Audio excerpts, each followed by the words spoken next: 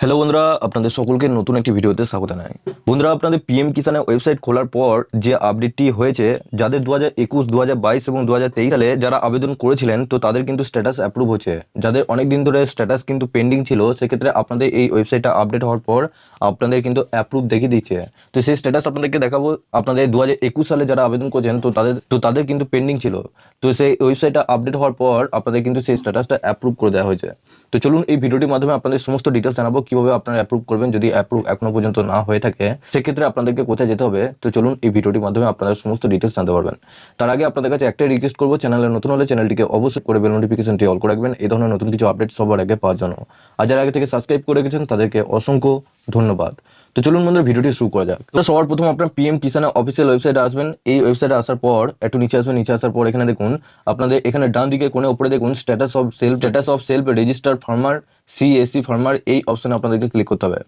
এই পেজে আসার পর এখানে দেখুন, সবার প্রথম আপনারা এখানে আধার কার্ডের নাম্বারটা বসাবেন। তারপর এই যে ক্যাপচারটা দেখতে পাচ্ছেন, এই ক্যাপচারটা ডান দিকে এখানে বসাবেন ক্যাপচার কোডের জায়গায়। তারপর এখানে সার্চ অপশনে ক্লিক করলেন। বন্ধুরা, এখানে দেখুন সবার প্রথম আপনাদের এখানে দেখতে হবে যে আপনার আধার কার্ডের নাম্বারটা এখানে শো করছে কিনা। আর নিচে দেখুন একবারে আপনাদের স্ট্যাটাস দেখাচ্ছে, farmer has already been register on PM Kisan portal, please check your status from farmer corner under beneficiary status.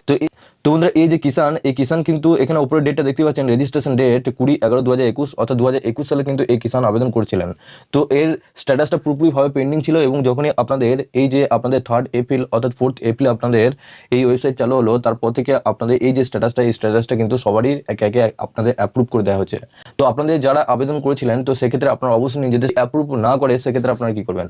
তো বন্ধুরা, সেক্ষেত্রে আপনাদের যে আধার কার্ড এবং আপনাদের যে পর্চা রয়েছে, নিজস্ব পর্চা রয়েছে নিজের নামে, সেই পর্চা এবং আপনাদের যে অ্যাকাউন্ট বই আপনি যখন জমা দিয়েছিলেন, সেই অ্যাকাউন্ট বইটা, সমস্ত কিছু ডকুমেন্টস আপনারা সেলফ অ্যাটেস্টেড করে আপনাদের যে কৃষি অফিস রয়েছে বা আপনাদের যে ব্লক অফিস রয়েছে বা আপনাদের যে বিএলআরও অফিস রয়েছে, যেখানে আপনাদের পিএম কিষানের কাগজপত্র জমা নিচ্ছে, সেখানে আপনাদের এই সময় কাগজটা জমা করতে হবে। তো কাগজটা জমা করার পর আপনাদের 1 থেকে 1.5 মাসের মধ্যে আপনাদের স্ট্যাটাস কিন্তু অ্যাপ্রুভ করে দেওয়া হচ্ছে। এছাড়াও আপনারা ওখানে জমা দেওয়ার পর আপনারা একটি ওয়েবসাইটের মাধ্যমে রিপোর্ট করতে পারবেন। আপনাদের গভর্নমেন্ট থেকে একটি নতুন ওয়েবসাইট কিন্তু চালু করেছে, সেই ওয়েবসাইটের মাধ্যমে আপনারা রিপোর্টের মাধ্যমে তাদেরকে জানাতে পারবেন যে আপনাদের স্ট্যাটাসটা এখনো কিন্তু পেন্ডিংয়ে পড়ে আছে।